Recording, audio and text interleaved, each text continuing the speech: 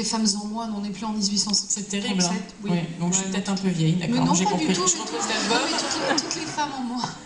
Alors, Lara Fabian et Amaury Vassili ce soir avec nous.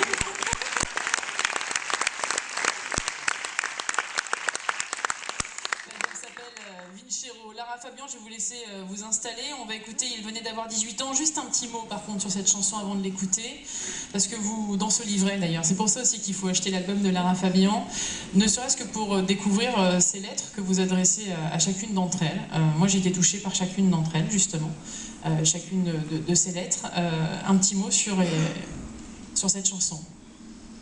D'abord une histoire qu'elle a vécue, véritablement, c'est une chanson qui est complètement autobiographique avec un jeune garçon qui s'appelait Lucho, qui avait 15 ans, duquel elle est tombée complètement amoureuse et surtout duquel elle est tombée enceinte. C'est un enfant qu'elle n'a pas gardé parce qu'elle estimait qu'il fallait être deux, que le môme, et à juste titre, n'aurait pas pu assumer cette paternité et du coup derrière elle s'est aperçue malheureusement qu'elle ne pourrait plus jamais avoir d'enfant et c'est là que la descente aux enfers psychologiques a commencé et que cette fille solaire, joyeuse, orientale et sicilienne à la fois a commencé à se trimballer une véritable souffrance. Cette chanson qui malgré tout reste pour moi très solaire, très belle parce qu'elle est le souvenir d'un moment d'amour fort est aussi le rappel de ce moment de sa vie crucial où les choses ont basculé. Et puis la Sicile, en plus, vous connaissez bien. Pas mal, oui. Lara Fabian, donc vous êtes encore plus touchée, j'imagine. Voilà, pour moi, elle parle un peu avec cet accent qu'a ma mère. Elle bouge un peu de cette façon-là. Il y a quelque chose que les femmes méditerranéennes ont en commun.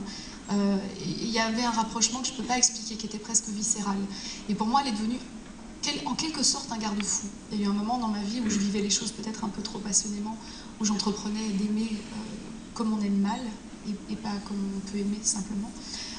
Et où je me suis rappelée en regardant cette histoire que ça pouvait être très très dangereux et que les femmes passionnées dont je suis peuvent souffrir un peu plus que les autres si elles ne font pas attention. Il venait d'avoir 18 ans, Lara Fabian.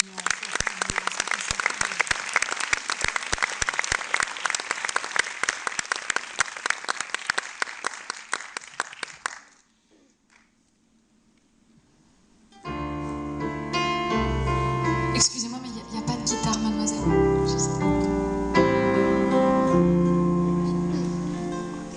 C'est pas grave.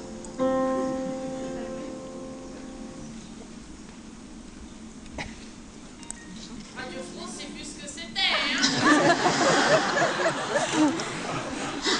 Les dit avant Lara Fabian. Je n'ai rien dit du tout.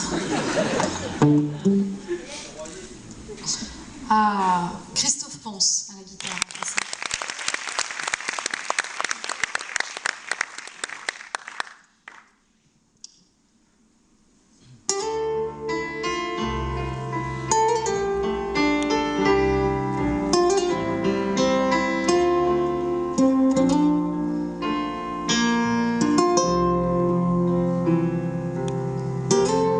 Il venait d'avoir 18 ans. Il était beau comme un enfant, fort comme un homme. C'était l'été, évidemment, et j'ai compté en le voyant une nuit d'automne. J'ai mis de l'or à mes cheveux, un peu plus de noir sur mes yeux. Ça l'a fait rire. Quand il s'est approché de moi, j'aurais donné n'importe quoi pour le séduire. Il venait d'avoir 18 ans, c'était le plus bel argument de sa victoire. Il ne m'a pas parlé d'amour, il pensait que les mots d'amour sont dérisoires. Il m'a dit j'ai envie de toi. Il avait vu au cinéma le blé en herbe au creux d'un lit improvisé. J'ai découvert émerveillé un ciel super.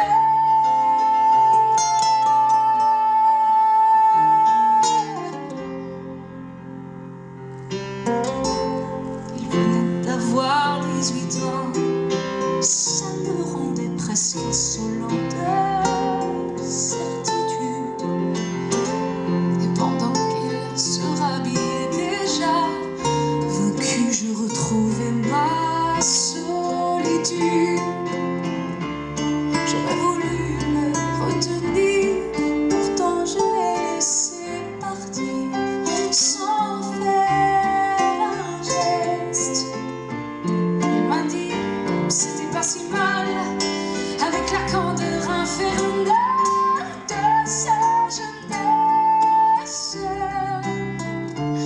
J'ai mis de l'or à mes cheveux, un peu plus de noir sur mes yeux, par habitude.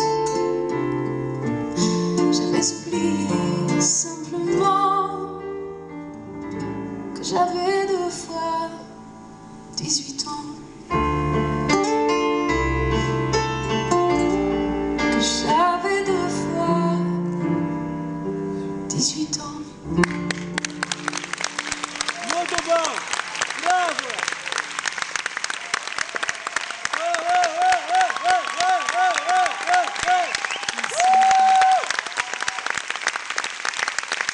Parabéns!